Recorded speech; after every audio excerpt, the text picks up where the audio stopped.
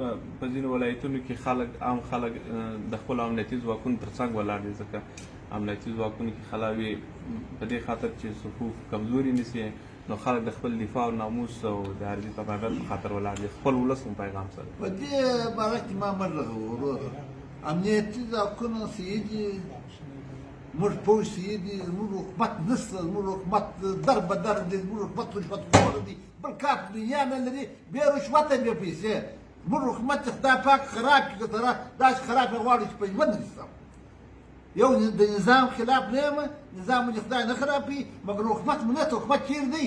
بې پیسو، بې د غوسې، بې د لګي، بل هېڅ شی نه. څه شی کړي دی راته ووایي، کم امیر دی، کم مامور دی چې دی پیسې نه دي اخیستې؟ اسلام دغسې کوي، وطن دغسې جوړېږي. دا مور دی وایي زه د مور خدمت کوم، دا خاوره مور ده، مور دغه رقم یې، دغه رقم دی د مور خدمت کوي. ستا جیب څخه هم جیب که چې دی راکشي نه باسي پیسې دي نه اخلي، بل په پیروزي کې دی اخلي، په مکتب کې دی اخلي، په معرف کې دی اخلي، په غنمو په وړو کې دی اخلي، په د مسلمان دپاره چې کمک راشي دی نه اخلي. که یو څوک په چوکۍ باندې استي یو ځای هغه دی په پیسو استي. په دغه رقم باندې دا حکومت جوړېږي. حکومت نشته، د حکومت نوم به نه راخلي. نظام غواړو، موږ د نظام خلاف نه یو. خدای پاک چې زموږ نظام ته داسې برکت ورکړي چې ټوله دغه اشیاء منطقه ګرده د دې تر کنټرول لاندې. موږ دغسې د خپل د نظام د شا ولاړ د نظام ملګري، مګر د حکومت بحث به نه راته کوي.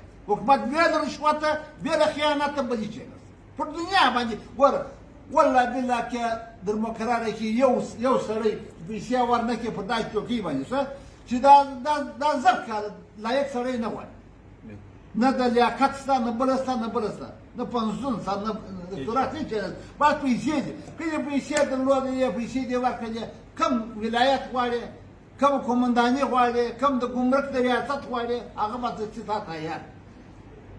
زه هم والله بالله که زموږ ولس دغه د افغانستان ولس یا طالب یا حکومت یا یوه یا په احترام ورته کتلي دي یا یو پروا نه لري. که زر مري، که سل مري، د دې د بلا د یوه زموږ د ټوله حکومت د ټوله غټانو کورونه په خارج کې دي، د ټول دا په خارج کې دي. معنا لور یې هلته سبق وایي، زوی هلته سبق وایي، معنا هلته کښېنه ولې ده دی په ضمانته دلته ناستې روپۍ جمع کوي ورستې یې دغه ته خارج ته.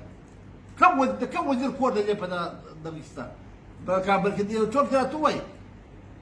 په دغه رقم باندې حکومت کېږي. د دی په خپل دغه اعتبار نه لري، په خپل دولت چې دی دلته وایي دلته ولا زما اجل نن خرابېږي، مړه کېږي، دی هسې یو خارج ته. زه دلته ناست یم، ته دلته ناست یې، دا دلته ناست یې، هغه بل دلته ناست. قطعا موږ حکومت خاینان دي، خاینان دي، خاینان دي.